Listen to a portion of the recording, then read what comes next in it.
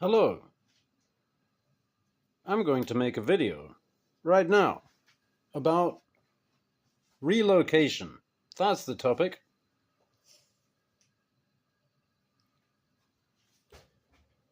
I've got some mess here.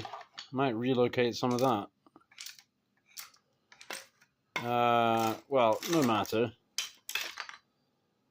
So, here's a little project. I cut the tang off this, well, half the tang off it,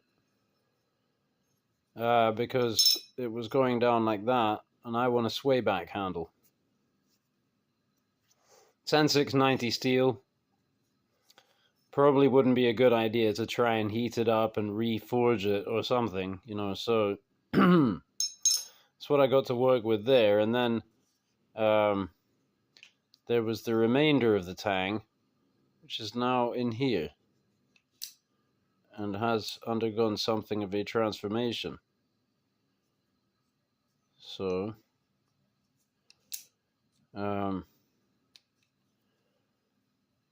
kind of not using my left hand very much at the moment, and I'll go into that probably. So, interestingly enough, the way that I made this fit here, for now,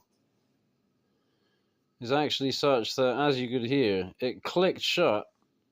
The blade cannot go up, down, side to side, backwards or forwards.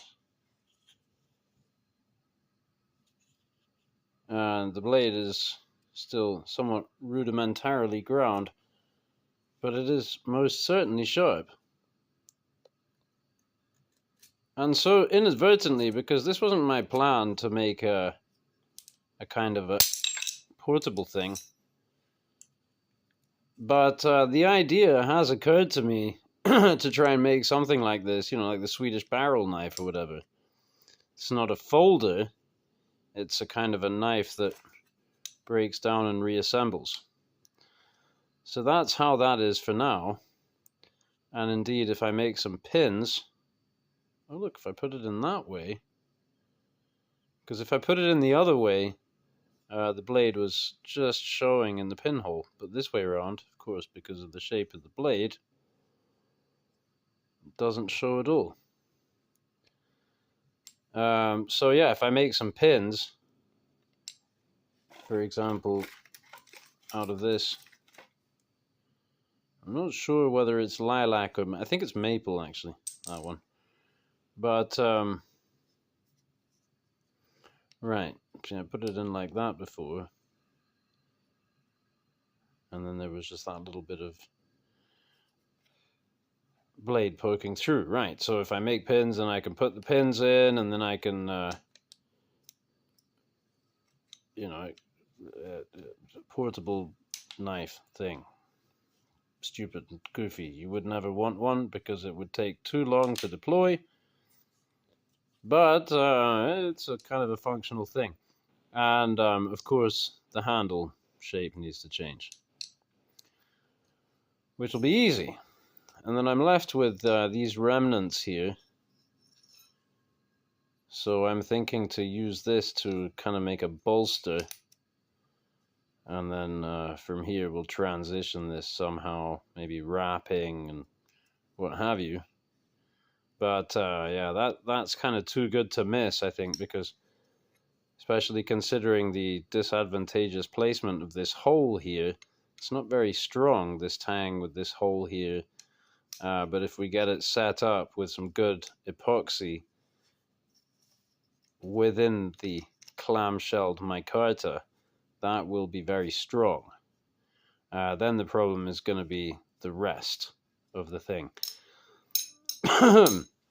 So, there's a relocation going on here, in that this has been relocated from here to here, and a considerable amount of the steel that was here has been relocated into dust all over the floor.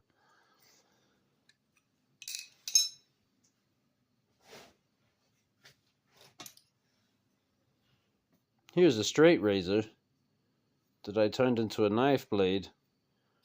I'm going to go into a friction folder. So I kept the original stamp, and yeah, I'm gonna, put it on the shelf, presumably close to something that was off-gassing, and yeah. So I relocated the pivot hole, and maybe a couple of months ago, I was going to go out with the dogs, and something happened. I think maybe one of the dogs might have gotten his tail stuck in the kitchen gate. Anyway, I noticed that he seemed very agitated and seemed to have pain coming from somewhere, and then I located that pain in the tail area, down at the tip there. The tip was crooked. Hey, I bet you can't do that with your finger.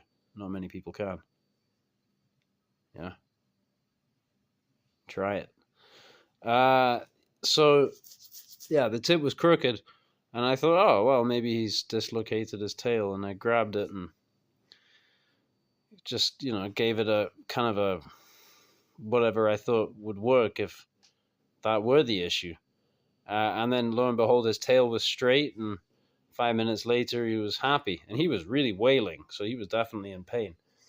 So fast forward to this evening, and I'm driving home from a concert,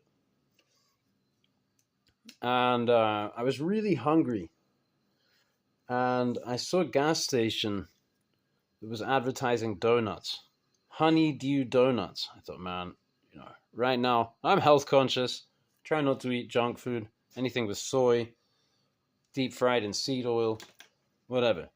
I was really hungry. And also I really needed a pee. So I pulled into the parking and I went in there, but they didn't have a customer restroom. And I was really desperate. And I was actually eyeing up a patch of woods across the road from the gas station before I decided, I thought, if I'm going to go in for donuts, then I'll use the restroom, right? Otherwise, I probably would have just gone in the woods. So I go back out of the gas station. I ran across the road. And when I got to the other side, to the verge, I tripped on something. And I went flying, hands out, right? And I actually didn't completely smash myself, my face and everything was fine. But I didn't really kind of wipe out. And so I got up, and as I noticed that my hand wouldn't close properly. And so I looked at my finger, and my finger, this pinky here, was off at a very strange angle. Indeed, it was dislocated at this joint here. And I saw that, and I knew what I had to do, and I grabbed it, and I yanked it, and I put it back into place. It clicked, and then later it started to hurt. And I was kicking and stomping and cussing half the way home, and I'd forget about it for a second, but the pain would bring it back, and the pain would bring back this memory of just this fraction of a second where I looked at my finger and it was out at that angle before I just grabbed it and yanked it back again.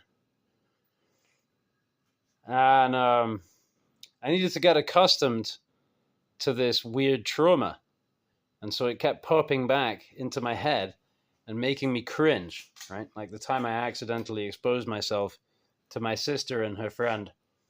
It was really an accident, I was fooling around, but they saw my pee-pee, and man, I was cringing about it for years afterwards. But now it's kind of funny. Oh yeah, the time that I dropped my balls out my kilt at my friend's wedding in the church when I was playing the guitar. A thing that you would never want to talk about, but I felt like I had to get it off my chest. So, thanks for watching.